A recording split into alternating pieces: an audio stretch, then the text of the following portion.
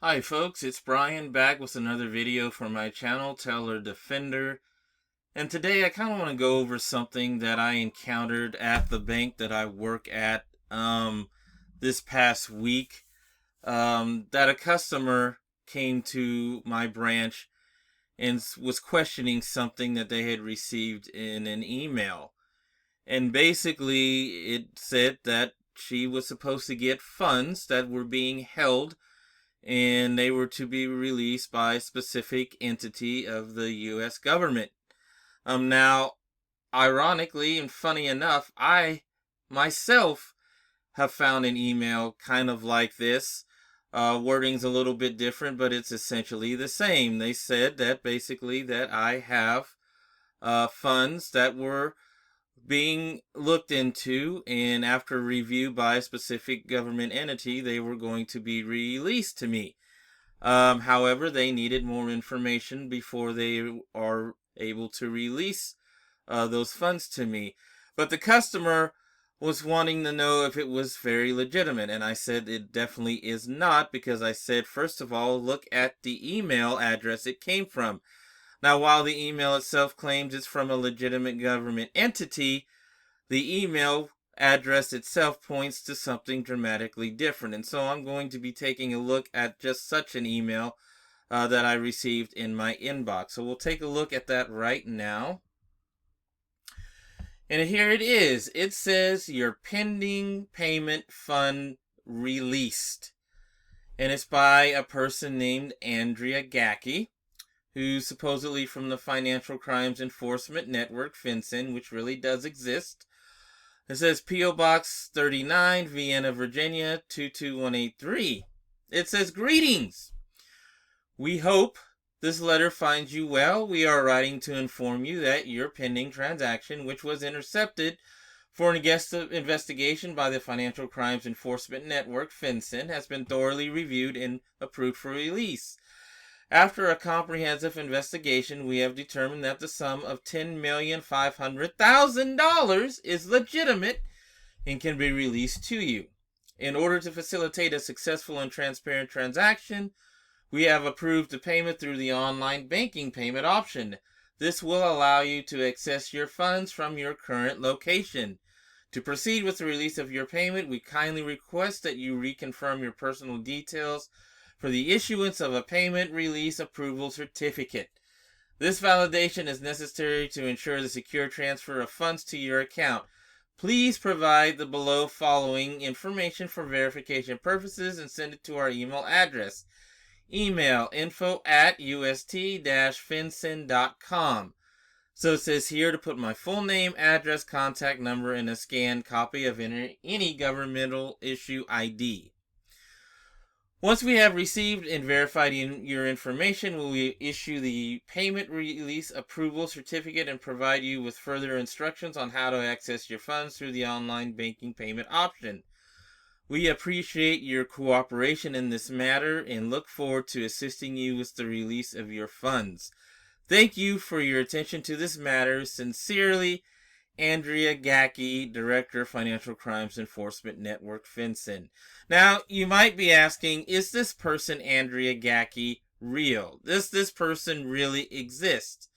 And the answer is yes, this person does exist. After a quick search, this is who Andrea Gacky is.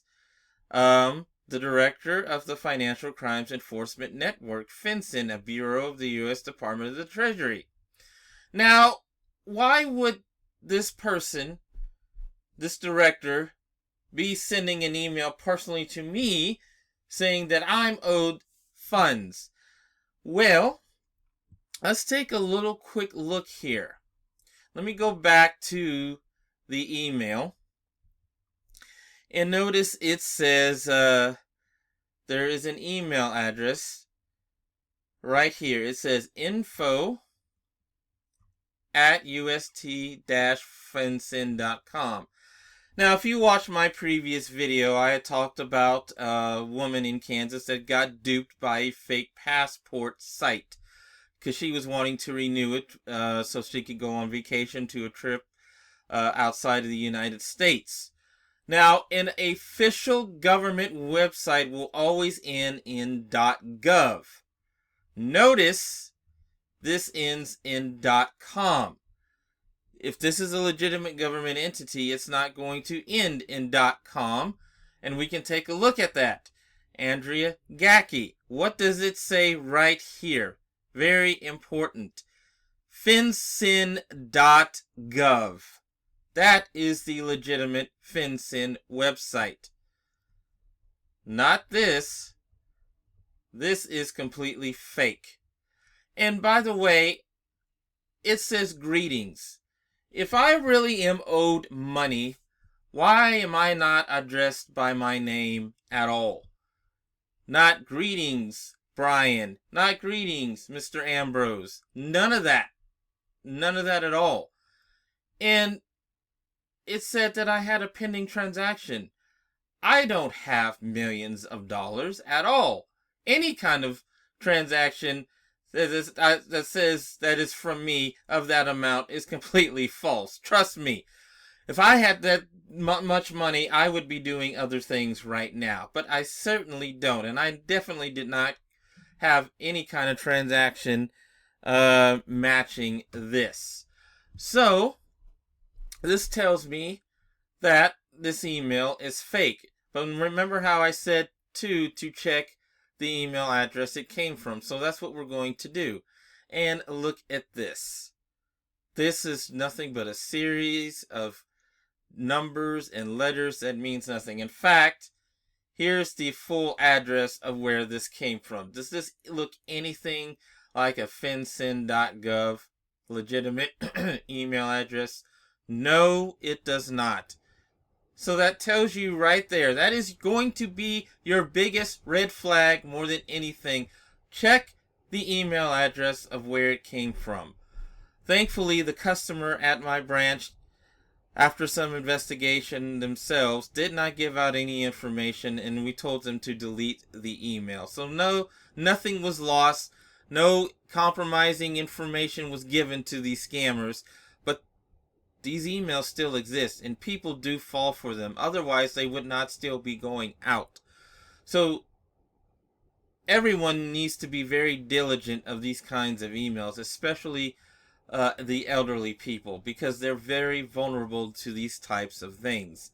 But I wanted to show you what was going on in these types of emails that are circulating out there, because I get them myself. Even as a teller, I still get a lot of fraudulent and scammy emails. Everyone does. And this is an example of one that I got, saying that I'm supposed to get this much money and that they want to pay me through an online banking payment system, which is false, because they just want to get your online banking credentials, get access to your account number, and steal your money. So don't fall for these. But these are the types of things that I do see customers get and are concerned about, especially at my branch, the bank branch that I work at. So please, spread this information. Spread this to your grandparents, your parents, anyone that you can think of who would be vulnerable to these types of things. So I hope this was informative to you. I hope you enjoyed this video. I will definitely be back with other similar videos and other scams to watch out for.